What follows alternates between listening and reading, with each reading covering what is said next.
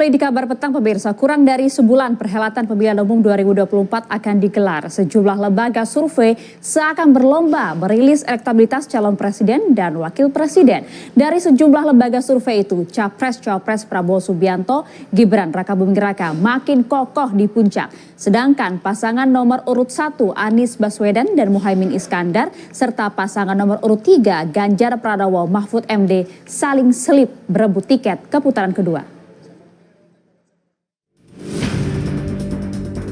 Pemilihan Presiden 2024 sudah di depan mata. Sejumlah lembaga survei serentak mengeluarkan elektabilitas calon presiden, calon wakil presiden. Pasangan nomor urut 2 Prabowo Subianto, Gibran Rakabuming Raka kokoh berada di puncak. Sementara pasangan nomor urut 1 Anies Baswedan Muhaimin Iskandar dan pasangan nomor urut 3 Ganjar Pranowo Muhaimin Iskandar seperti saling salib berada di posisi 2 untuk menghidupkan peluang berebut tiket ke putaran kedua. Survei Poltreking teranyar menunjukkan Prabowo Gibran 46,7%, sementara Anies dan Muhaimin 26,9%, Ganjar Mahfud 20,6%. 5,8% menjawab tidak tahu atau tidak jawab. Survei nasional ini dilakukan pada 1 hingga 7 Januari dengan metode tatap muka dengan jumlah sampel 1.220 responden. Margin error kurang lebih 2,9%. Tren elektabilitas ketiga pasangan calon presiden dan wakil presiden Anies Muhaimin naik 3,8%. Sementara Prabowo Gibran naik tipis 1,5% dan Ganjar Mahfud MD masih turun signifikan. Di periode Desember 2023 hingga Januari 2024, Ganjar Mahfud MD turun hingga 6,7%. Dari sejumlah lembaga survei, Capres-Cawapres Prabowo Subianto, Gibran Rakabuming Raka makin kokoh di puncak. Sedangkan pasangan nomor urut 1 Anies Baswedan Muhaimin Iskandar dan pasangan nomor urut 3 Ganjar Pranowo Mahfud MD saling salib berebut tiket ke putaran kedua. Ya, pertanyaannya bagaimana peluang Anies Muhaimin dan juga Ganjar Mahfud untuk lolos ke putaran kedua? Atau justru masih ada peluang Pilpres berlangsung satu putaran? Kami akan membahasnya bersama dengan Direktur Eksekutif Lembaga Survei Poltrek Indonesia, Mas Hanta Yuda, dan juga pengamat politik Mas Hoirul Umam. Selamat petang semuanya. Selamat petang, Maria, Sera, Mas Hoirul Umam. Selamat petang. Baik, saya langsung mau ke Mas Hanta. Mas Hanta, kalau kita lihat nampaknya posisi nomor urut 2 ini semakin kokoh di sana. Faktor-faktor apa saja yang mempengaruhi dalam survei Anda? Ya, pertama memang dari data survei yang bisa konklusif ya, bahwa yang unggul ada pasangan nomor urut 2 dengan perolehan 46,7% di data survei kami terakhir. Bahkan 3 survei dari Oktober ke November itu kenaikannya 10%, kemudian naik 5%, cuma terakhir ini kenaikannya sekitar hanya 1,5%. Nah, tetapi angkanya Maria itu belum melampaui 50%, sehingga belum bisa diprediksi untuk dipastikan atau Pilpres akan berlangsung satu putaran. Kalau berdasarkan data per hari ini, maka Pilpres masih berpotensi terbuka 2 putaran tanpa menutup peluang satu putaran. Kalau ternyata ada dinamika terakhir di 1 bulan terakhir atau 3 minggu terakhir ini ada kenaikan kembali signifikan di pasangan Prabowo Gibran.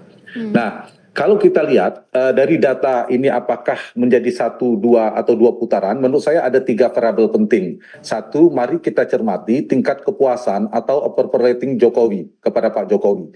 Karena dia berkorelasi berbanding lurus dengan perolehan Prabowo Gibran, berbanding terbalik dengan elektabilitas Anies Baswedan. Jadi kalau tingkat kepuasan Pak Jokowi naik, itu ada potensi naik. Nah, terakhir di data kami tingkat kepuasan Pak Jokowi itu stabil, tidak turun dan tidak naik. Nah, kalau ternyata melampaui 80% dalam waktu 3 minggu atau 1 bulan, itu ada kemungkinan terbuka satu putaran. Kedua, cermati juga basis Pak Jokowi. Apakah ada hijrahnya atau migrasi pemilih Ganjar ini terus berlanjut ke Prabowo Gibran? Kan ini kelihatan dari Jawa Tengah itu semakin tipis jaraknya, ada migrasi yang cukup tinggi.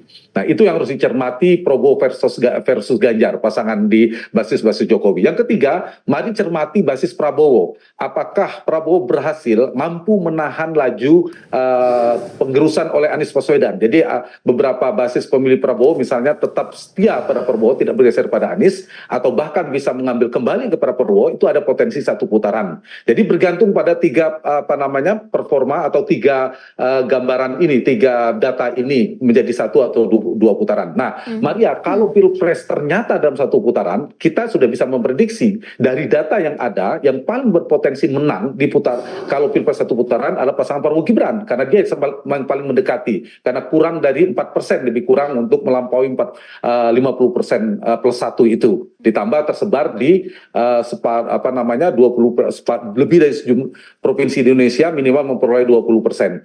Nah, itu kalau satu putaran. Kalau Pilpres 2 putaran, pertanyaannya siapa yang paling berpotensi? Tentu paslon nomor 2 yang juga bisa kita prediksi dipastikan itu berpotensi masuk putaran kedua, Prabowo Gibran. Tinggal ini pertanyaannya, siapa yang akan menjadi lawan tanding Prabowo Gibran? Apakah pasangan Anies Muhaimin atau Ganjar Mahfud? Per hari ini memang keduanya masih punya potensi karena Pilpres masih berlangsung satu bulan. Tapi berdasarkan data dan trennya, pertama, pasangan Anies Muhaimin itu sudah melampaui, lebih unggul daripada Ganjar Mahfud. Yang kedua, trennya selalu positif, sementara kenaikan 3,8%, sementara Ganjar turun 6,7%. Berdasarkan tren ini, maka Anies Muhaimin relatif lebih berpotensi masuk putaran kedua berhadapan dengan Prabowo Gibran.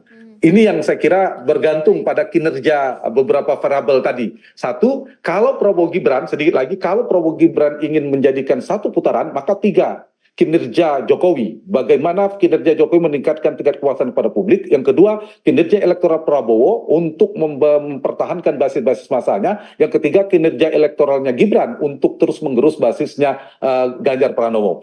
Lalu Anies bagaimana kalau Pilpres 2 putaran yang harus dikerjakan Anies supaya dia bisa masuk putaran kedua? Satu, Anies harus berhadapan dengan Jokowi, tanda petik, untuk berhasilkan menggerus tingkat kepuasan Pak Jokowi. Yang kedua, Anies harus berhadapan dengan Prabowo Subianto, berhasilkan menggerus basis Prabowo, lebih mudah untuk diambil oleh Anies. Sementara Ganjar PR-nya juga dua. Apakah berhasil mencari posisi di kalangan pemilih pendukung Jokowi? Karena ini bertarung tergerus terus, jadi harus ada posisi yang lebih jelas pada Ganjar. Yang kedua, Ganjar harus bertarung dengan Gibran untuk mengambil basis pendukung Jokowi. Itu petanya. Terima kasih Anda masih bersama kami di Kabar Petang. Mas Hanta, kalau Mas Hanta sendiri melihatnya seberapa signifikan ini suara-suara ini akan berpengaruh begitu ketika melihat pasca debat? Iya, dari data memang ada beberapa aspek variabel ya, Sera dan Maria, yang memiliki potensi untuk meningkatkan atau menurunkan elektabilitas pasangan calon.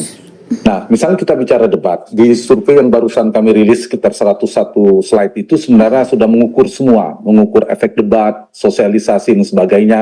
Sosialisasi memang semua menjalankan, tapi sepertinya Prabowo dibantu oleh faktor sosialisasi, mesin politik, relawan, door to door dan sebagainya, program-program gitu juga di media, medsos itu sama. Di Ganjar, di Anies juga melakukan hal yang sama, tapi tidak terlalu signifikan juga. Nah, di debat saya ingin membagi data debat. Ternyata kita tanyakan kepada pemilih itu sekitar 41% yang mengatakan menonton debat terakhir, paling tidak debat yang terakhir yang cawapres itu.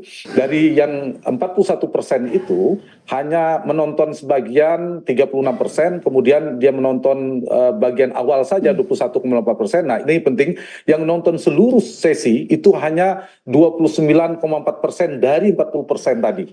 Jadi jumlahnya tidak banyak. Nah, kalau kemudian kita dalami, apakah mereka mungkin mengubah pilihan dan akan tetap tidak mengubah pilihan? Itu 77% mengatakan, 77,3% tidak akan mengubah pilihan, tidak terpengaruh pada debat. Kemudian 14%-nya mengatakan akan mengubah pilihan. Nah, kalau misalnya yang menonton 41%, kemudian ada 14% yang mungkin merubah pilihannya, berarti ada kisaran potensi pemilih 5-6% yang berpotensi bergeser dampak debat. Jadi untuk mengukur efek debat ya seperti itu, dan itu ternyata terkonfirmasi memang dari fluktuasi dinamika elektabilitas tidak terlalu signifikan tadi. Nah, ini yang saya kira efek debat sebenarnya tidak terlalu besar kecuali dua hal. Di dalam debat itu dia menjadi instrumen, tiba-tiba ada gimmick kah, ada program kah, ada isu kah, atau performa elektoral personal si kandidat yang meledak. Kemudian pasca debat terus dibahas menjadi simpati publik, menjadi hal yang positif. Atau sebaliknya, ada blunder politik yang bisa menggerus sesuatu yang membuat antipati publik, Mas kemudian Hana, bisa menurun, kalau misalnya mendegradasi melihat dari elektabilitas pasangan. debat cawapres yang pertama dan prediksinya besok kira-kira apa? Akan ada kejutannya? Kalau misalnya dari pertama kan ada yang leading begitu. Nah, kalau misal dari besok sendiri kira-kira seperti apa?